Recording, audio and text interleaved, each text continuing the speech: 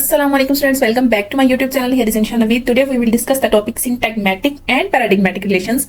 Syntagmatic and paradigmatic relations are introduced by Ferdinand de Saussure 1974, the founding father of linguistics. यहाँ पे आपका एक important MCQ है, father of linguistics कौन है? Ferdinand de Saussure of linguistics to distinguish two kinds of signifiers, terms और words form.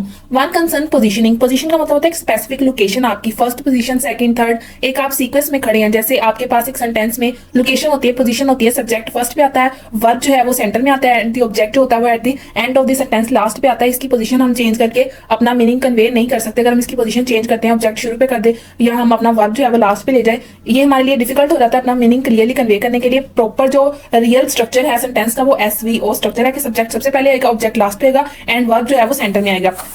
And the other concern about substitution. Substitution को कहते हैं पैराडिग्मेटिक. सब्स्टिट्यूशन क्या होता है कि अल्टरनेटिव. इसमें आप किसी वर्ड की जगह उसका सिनोनिम भी ऐड कर सकते हैं, या किसी सेंटेंस में पोजीशन में टोटली एक न्यू सेंटेंस रख के एक न्यू मीनिंग भी कन्वे कर सकते हैं. Syntagmatic relation, a sequential relationship between elements of language system is called syntagmatic. यहाँ पे आपके पास एलिमेंट्स कौन से हैं? सब्जेक्ट एलिमेंट है, वर्ब एलिमेंट है, ऑब्जेक्ट भी आपके पास एलिमेंट है. For example, they are bargaining on fair. They जो है वो आपके पास सब्जेक्ट है, बार्गेनिंग जो है वो वर्ब है, फेयर जो है वो आपके पास ऑब्जेक्ट है. ये जब आप इसी तरतीब से एक सेंटेंस लिख रहे हैं, क्लियरली मीनिंग जो है वो कन्वे कर रहा है और एक पोजीशन में है, ये सारे आपके पास क्या है? Syntagmatic. Ali is working on corruption. Ali subject, working verb, corruption object. Subject should put on first then verb and then object at the last. ये आपको उसने पोजीशन बताई है कि कौन सी चीज कहां पे रखनी है, कहां पे उसकी सीक्वेंस बनती है. So sequential study is called as syntagmatic. I hope कि आपके माइंड में सिंटैग्मेटिक का कॉन्सेप्ट क्लियर हो गया होगा. नेक्स्ट हमारे पास रहता है पैराडिग्मेटिक.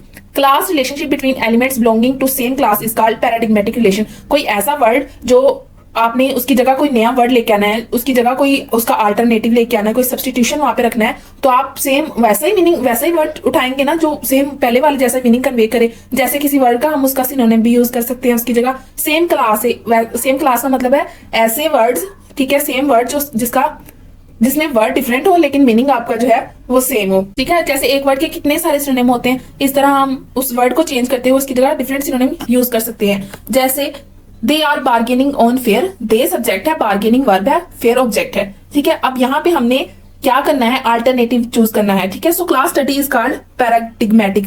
क्लास, सेम क्लास के वर्ड यानी उसके सिनोनिम कौन से, उनकी स्टडी क्या है? Paradigmatic. For example, the ridiculous girl fell into the pond. ठीक है, द रेडिकुलस इसमें जो है, रेडिकुलस गर्ल जो है वो इसमें सब्जेक्ट है, फेल जो है वो वर्ब है, पॉन्ड ऑब्जेक्ट है. अब देखें इसी सेंटेंस को उसने कैसे डिफरेंटली उसकी अल्टरनेटिव लगा के डिफरेंट क्लास के वर्ड्स लगा के, अब इसी सेंटेंस को उसने डिफरेंट सिनोनिम्स लगा के ना सेम मीनिंग कन्वे किया. जैसे रिडिकुलस गर्ल की जगह उसने सिली भी लगा लिया, फुलिश लगा लिया और फनी प्रिंसेस लगा लिया. Foolish lady, funny princess. Fail की जगह आप क्या यूज कर सकते हैं? Jumped, tripped, plunged. पॉन्ड की जगह आप क्या यूज कर सकते हैं? उसका अल्टरनेटिव रिवर, ओशन, लेक. ठीक है, इस तरह आप डिफरेंट जो है अल्टरनेटिव या उसके डिफरेंट सिनोनिम्स यूज कर सकते हैं उसी क्लास के, जो कि मीनिंग सेम हो, वर्ड्स डिफरेंट हो. उनकी जो स्टडी है वो आपके पास पैराडिग्मेटिक है. A word may have syntagmatic relation with other words which occur in a sentence in which it appears, but paradigmatic relation with words that could be substituted to